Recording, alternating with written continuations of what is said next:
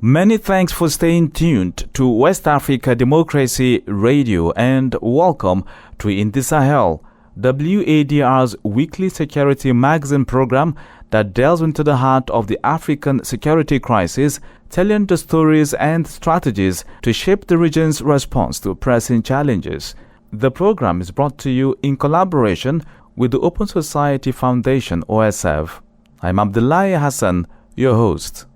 Last week's episode featured Sahelians on their view of Russia's intervention in the fight against terrorism in the region. And in today's package, experts will react to the role of women in conflict resolution. For the crisis resolution, we have conducted community consultations, and these community consultations consist of knowing the needs, the orientations, and the types of conflicts that exist in the localities. I assure you that in our society, women don't intervene too much in the resolution of crisis. It depends on her position. She can be from a family or a party in a conflict, and in that, she can weigh in on the conflict by bringing her advice within her fold. In Burkina Faso, community conflicts are legion, especially during the current security crisis. Resolution initiatives are being developed by both political and traditional authorities. These initiatives do not take into account women, who are an important part of the crisis resolution process. In Bobo-Dioulasso and Bamfora, in the west of the country, women's organizations have made the issue their battle horse. Christopher Tucho has more in this report by WADR's Martin Kaba in Ouagadougou, who visited these towns. In Bamfora, in the Kades region, the Life of Teachers Association is committed to resolving community conflicts. This women's association is well known in the region for this commitment, convinced of the importance of women in resolving crises in the community. Mariam Maiga is the president of the association. For the crisis resolution, we have conducted community consultations, and these community consultations consist of knowing the needs, the orientations, and the types of conflicts that exist in the localities. Because as long as we don't control the different conflicts and the orientations, we won't be able to resolve the conflict. So now, once the conflict is detected, there are 3 phases of resolution. The first phase is conciliation, the second phase is mediation, and the third is the signing of a commitment to end the conflict. This approach has enabled the association to resolve several cases of conflict. The last case involved a conflict between internally displaced persons and the host population. I know of a locality, but I won't tell the name, where there was a conflict related to water. This locality, by the way, welcomes several internally displaced people, and you see that often adds to the number of the population. Also, not everyone will accept to give their support to these internally displaced people.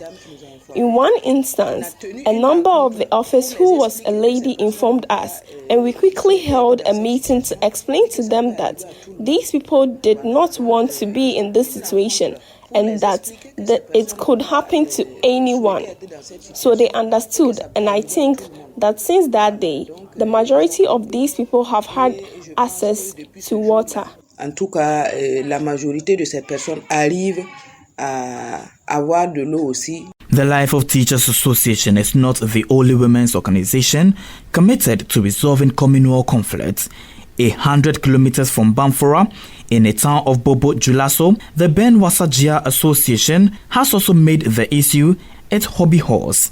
Dafra Sanu is president of Ben Wassa. Chaque fois qu'il y a un mot d'ordre seulement, Every time there is a word of honor, it is the women who are the first to come out. Because as a mother, either you have a child or you have your loved ones, or in any case, there is a situation where you have lived painfully in this situation. So I think that as a mother, I have a great role to play. Even if all the women in Burkina Faso put their hands in this story of insecurity. Que chacun mette sa main dans cette histoire d'insécurité. Except that beyond these personal initiatives, these women don't feel sufficiently involved in the different levels and aspects of society in case of conflict resolution. This is due to traditional and customary customs, explains Adjel Mato, a traditional chief based in the Kades region. Je vous assure que nous, dans notre société, I assure you that in our society, women don't intervene too much in the resolution of crisis. It depends on her position. She can be from a family or a party in a conflict, and in that, she can weigh in on the conflict by bringing her advice within her fold. But in a committee on crisis resolution, it has no role to play. De résolution des crises, elle n'a pas de rôle. Like the Kades region, Obasen face similar problems. Salia Wola explains that in Bobo society, tasks are reserved and delegated to women, but they are usually different from resolving community crises. Dans notre tradition, les femmes n'ont pas de rôle à jouer sur cet aspect. In our tradition, women have no role to play in this aspect. You know, men are there. It is one of their responsibilities. But women have other roles to play. If there are funerals, marriages, they have their place. Even to go to the field, women have their own groups. They also have their own families. They also have their own fields. But in the resolution of the conflict, they are not conserved. Elles ne sont pas concernées. Be that it may, Mariam and Dafra are hoping for greater commitment and involvement in community conflict resolution. Because of what I have mentioned as an action that we have taken, it already proves that we are participating. So the women can indeed participate in the resolution of the crisis. These women leaders are convinced that women are the most affected by crisis. Martin Kaba's report voiced by Christopher Aticho. In Mali, women are one of the essential pillars of mediation processes and conflict management within their communities. As the first victims of violence linked to the country's security situation, they work daily to consolidate peace. Increasingly, the authorities and women's rights organizations have been called upon to develop mechanisms to better involve women as effective mediators in conflict resolution.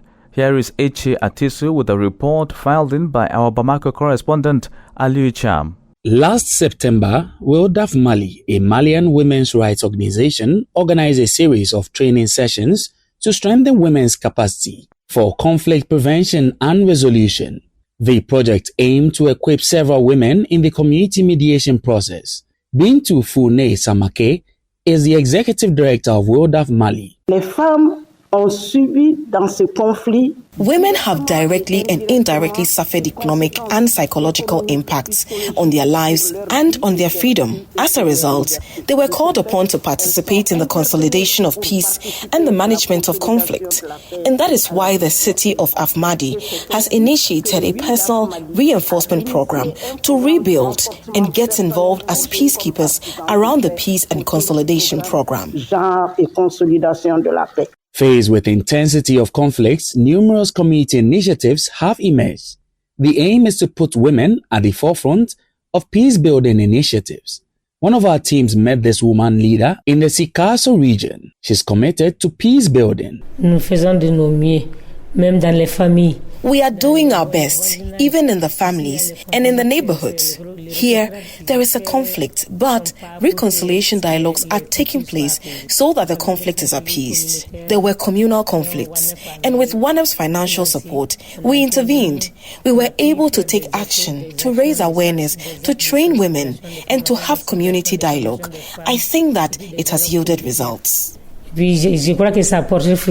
Thanks to the intervention of the Traditional Communicators Association, of which she is a member, she carries out several mediations. Some of these have helped resolve conflicts. I can say that it is peaceful because in the village there were 2 village chiefs, but with the intervention of the community, they have committed themselves, and even the youth will fight for that so that calm returns to their village. Despite the important role they play in their communities, women are sometimes excluded from mediation and decision-making processes. Mokhtar Traore, a community leader in the San region in the center of the country, wants them to be more involved. Les femmes sont au cœur de la résolution. Women are at the heart of the resolution, because when we say women, it includes a lot of things. For the conflicts between communities or between neighbors, it is women who can solve these problems and who can bring solutions to them. We must not minimize them. We must not put them aside, because it is by minimizing that those who do not understand say, that is a woman. A woman is worth a lot of things. We shouldn't minimize them. We should involve them. Il faut pas les minimiser, il faut les impliquer. According to security analyst Soumaïla La, it is important to support initiatives aimed at fully integrating women into mediation processes. Les femmes ont toujours joué un rôle prépondérant, même si très souvent c'est un rôle. Women have always played an important role, even if it's not necessarily an official role. Women have always been consulted and given their opinions. And by law, women have been at the initiative and allowed to go towards constructive approaches that have allowed people who were in the wrong or who were looking at each other in a way of distrust to reconcile. So these initiatives are to be encouraged. There are many initiatives, both national, local and regional, which are deployed by authorities with support of partners in the framework of strengthening women in conflict resolution and mediation.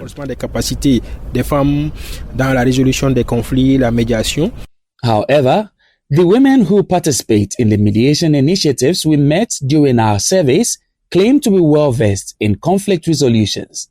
They also feel that their participation is essential to ensure lasting peace in communities weakened by tensions in Mali. A report by Aliyu Cham in Bamako and voiced by Eche Atisu. Calm is gradually returning to Plateau State, located in north-central region of Nigeria, according to residents following improved security situation.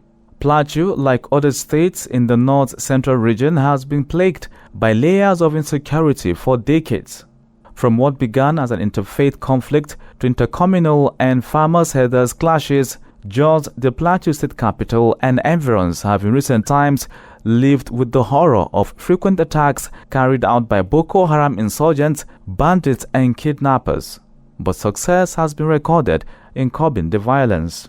In this report, WADR's Usman Omar says military authorities are emphasizing the crucial role of trust, intelligence, and technology in tackling the region's long-standing security challenges, not only in Plateau, but also across the north-central belt. Over the years, Plateau State has experienced security challenges mainly in the forms of communal clashes, farmers-herders clashes, kidnapping for ransom and the likes. December last year, some of the deadliest attacks were recorded in Barkin-Ladi, Bokos and Mangu local government areas. Many people were killed while a lot more were displaced. However, a palpable sense of hope now fills the air. Major General Abdulsalam Abubakar is the General Officer commanding GOC 3 Division Nigerian Army and the commander, Operation Safe Haven, that is in charge of Plateau and other states in the region. The problem on the Plateau has been known for almost 3 decades now.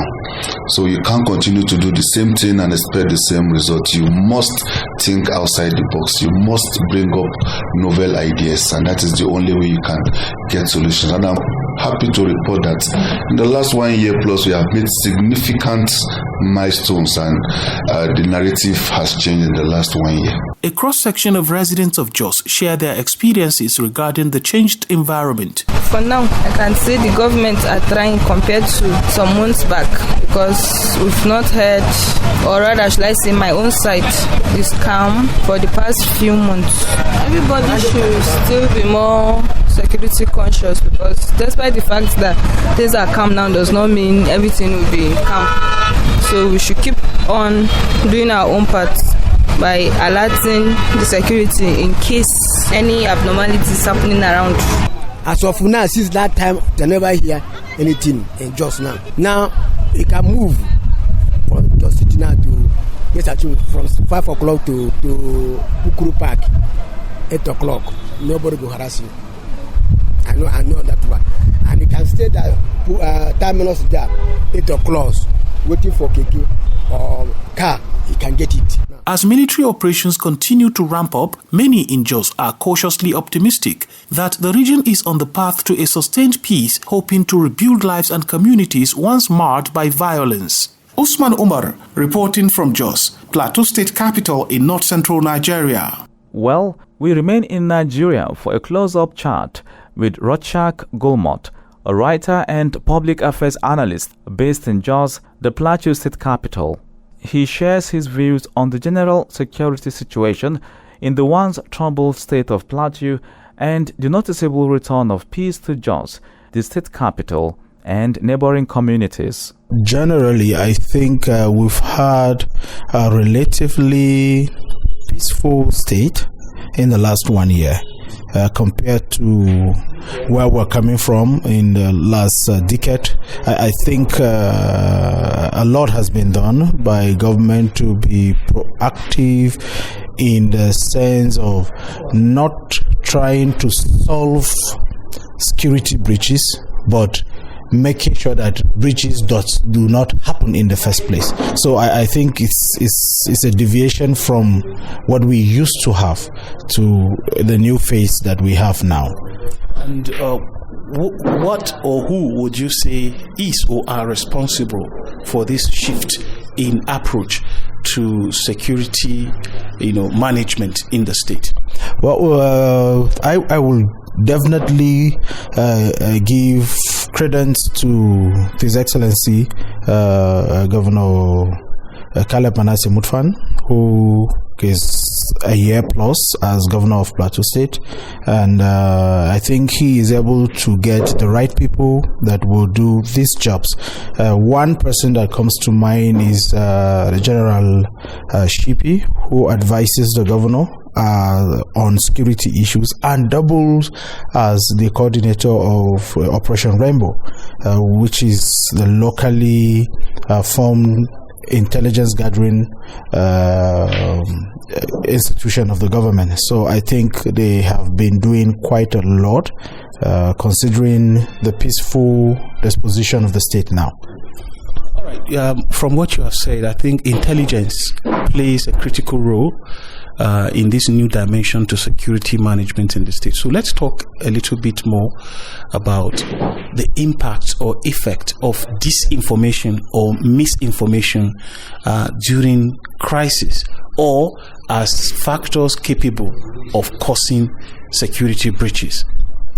Yeah, of course. And unfortunately for us, the mass media, in the sense of social media, which we have never seen the possibility that one person in his room can sit and communicate to 5 million people with just a post on a Facebook page or on a WhatsApp group or what. So the propensity to disseminate information is very, very high, unfortunately, lately. And to be very, very frank, people who are merchants of crisis have really taken advantage of that ability to reach a lot of people, to send all sorts of kind of disinformation. I think just about 2 weeks ago, there was news flying around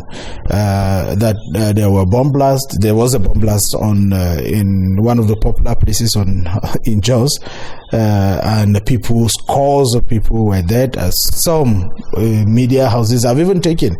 And I think particularly reported by I should think was it Sahara. They started that Sahara reporter started that, and we were in Terminus at that material time that they said. That is the very place they said. The very place that they said, oh, people were. Then I was like, people were calling all around. What's happening? I said, no, I am in Terminus now, not far from where they said there was detonation of. But then I think the governor was able to come out quick and allay the fears of people. And I think the message he brought out was comforting, because he said, yes, there was a suspicious parcel but which was very far from actually anything that can be detonated. But he gave kudos to people who brought that to notice. But then it went beyond, because some people had, without substantiating what really happened, have said that people were killed in the bomb blast, whereas there wasn't. So I think that's an apparent, a very clear case of disinformation. And then people can decide, maybe somebody who has a business that he wants to do in Jos would rather not come to Jos with his money and do business. So that will have impact on the economy, will have impact on the people, will have impact all around, the negative one, of course. Rochak Golmot, a writer and public affairs analyst in Jos, Plateau State, Nigeria. In rounding up, the United Nations this week said over 200 aid workers have been killed in conflict zones from across the world in 2024 alone. The global organization expressed deep concerns over the count and called on parties to respect international laws. Stefan Dujarric is spokesperson for the UN Secretary General. Our colleagues at the Office of the Coordination of Humanitarian Affairs tells us that 2024 has now become the deadliest year on record for aid workers, with 281 humanitarian workers killed this year. That surpasses the previous record of 280 workers who lost their lives just last year. The Undersecretary General for Humanitarian Affairs, Tom Fletcher, said humanitarian workers are being killed at an unprecedented rate, with their courage and humanity being met with bullets and with bombs. He urges states and parties to conflict to protect humanitarian workers, to uphold international law, to prosecute those responsible, and call time on this era of impunity. Many were killed in the line of duty while providing humanitarian assistance, and as you know, most of the fatalities have been UNRWA workers. There are also a high level of violence, of kidnapping, injuries, harassment, and arbitrary detention reported of aid workers reported in Afghanistan, in Sudan, and Ukraine, among other countries. Stefan Dujarric, spokesperson for the UN Secretary General, speaking there. This is where we draw the curtains on this edition of In the Sahel, WADR's security program in collaboration with the Open Society Foundation, OSF, aiming to tell the African security crisis the African way. Thank you for listening, and many thanks to my guests and colleagues for their contributions. As a reminder, today's edition examined the role of women in conflict resolution. Join the discussion on our social media platforms X, Instagram at WADR.org, on Facebook, WADR English Service, and stream live on WADR.org. Remember, this program comes to you on radio 94.9 FM West Africa Democracy Radio every Friday at 7:30 a.m. and a rebroadcast the same day at 6:30 p.m. I'm Abdullahi Hassan. It's a bye for now.